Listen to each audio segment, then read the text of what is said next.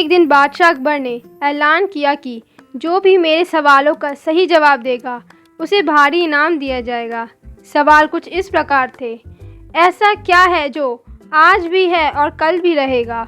ऐसा क्या है जो आज भी नहीं है और कल भी नहीं रहेगा? ऐसा क्या है जो आज तो है लेकिन कल नहीं रहेगा? इन तीनों सवालों के उदाहरण भी देने थे। किसी को भी चतुराई भरे इन तीनों सवालों का जवाब नहीं सूझ रहा था। तभी बीरबल बोला, हुजूर, आपके सवालों का जवाब मैं दे सकता हूँ, लेकिन इसके लिए आपको मेरे साथ शहर का दौरा करना पड़ेगा। तभी आपके सवाल सही ढंग से हल हो पाएंगे। अकबर और बीरबल ने वेश बदला और सूफियों का बाना पहनकर निकल पड़े। कुछ ही देर बाद वे बाजार में खड़े थे। फिर दोनों एक दुकान में घुस गए। बीरबल ने दुकानदार से कहा, हमें बच्चों की पढ़ाई के लिए मदरसा बनाना है, तुम हमें इसके लिए 1000 रुपये दे दो। जब दुकानदार ने अपने मुनीम से कहा कि इन्हें 1-1000 दे दो, तो बीरबल बोला, जब मैं तुमसे रुपए ले रहा हूँगा तो तुम्हारे सिर पर जूता मारूंगा। हर 1 रुपए के पीछे 1 जूता पड़ेगा। बोलो, तैयार हो? यह सुनते ही दुकानदार के नौकर का पारा चढ़ गया और वह बीरबल से 2-2 हाथ करने आगे बढ़ाया। लेकिन दुकानदार ने नौकर को शांत करते हुए कहा, मैं तैयार हूँ, लेकिन मेरी एक शर्त है। मुझे विश्वास दिलाना होगा कि मेरा पैसा इसी नेक काम पर खर्च होगा।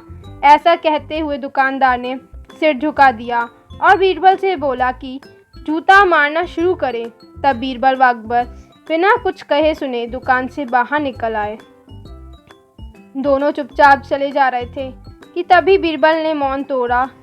बंदा परवर, दुकान में जो कुछ हुआ उसका मतलब है कि दुकानदार के पास आज पैसा है और उस पैसे को नेक कामों में लगाने की नीयत भी, जो उसे आने वाले कल में नाम देगी। इसका एक मतलब यह भी है कि अपने नेक कामों से वह जन्नत में भी अपनी जगह पक्की कर लेगा।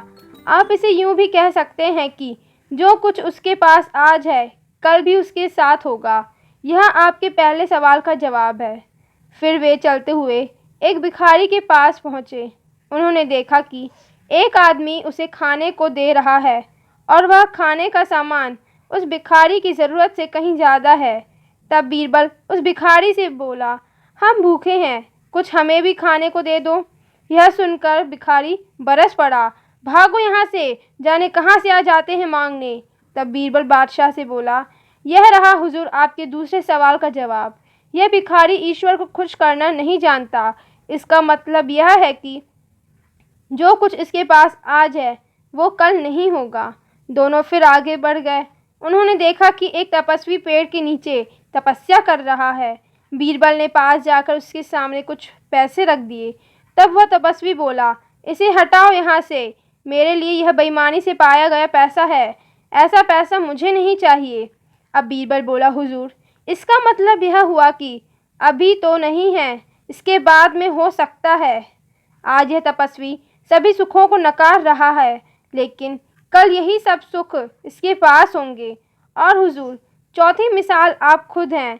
पिछले जन्म में आपने शुभ कर्म किए थे, तो यह जीवन आप शान व शौकत के साथ बिता रहे हैं। किसी चीज़ की कोई कमी नहीं है। यदि आपने इसी तरह ईमानदारी और न्यायप्रियता से राज करना जारी रखा तो कोई और कारण नहीं कि यह सब कुछ कल भी आपके पास न हो। लेकिन यह न भूलें कि यदि आप राह भटक गए तो कुछ साथ नहीं होगा। अपने सवालों के बुद्धिमत्तापूर्ण चतुराई भरे जवाब सुनकर बादशाह अकबर बेहद खुश हुए।